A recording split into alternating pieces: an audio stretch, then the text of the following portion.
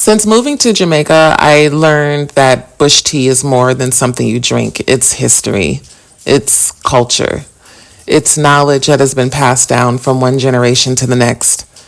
Every morning I see people, including myself, walk into their yards and gather exactly what they need.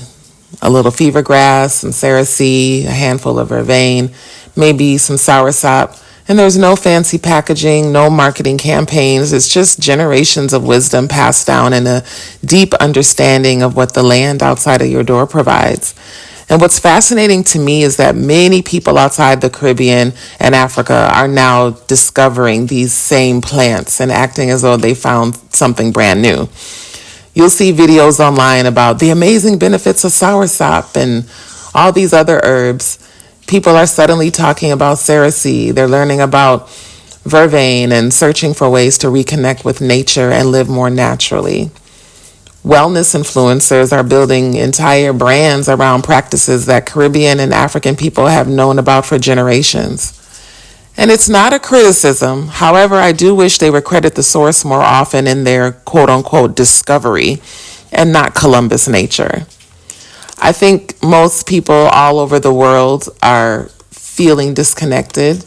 They're tired of processed everything and exhausted by a culture that tells them every solution comes in a package or a prescription. They're searching for something older and ancient. Many of them are finding their ways back to practices of their Caribbean grandparents. And the Caribbean grandparents and great-grandparents, they never abandoned those practices. And that's one of the things I've come to appreciate most about living here. There is still a connection to the land and respect for traditional knowledge. And there's an understanding that not everything valuable has to be manufactured.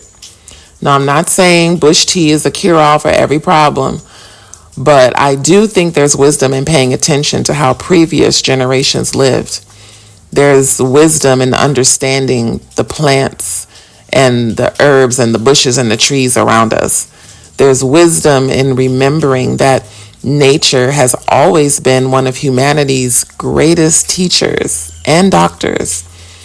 Sometimes when I sit on my veranda with a cup of bush tea, I realize that I'm drinking more than tea. I'm drinking history. I'm drinking tradition.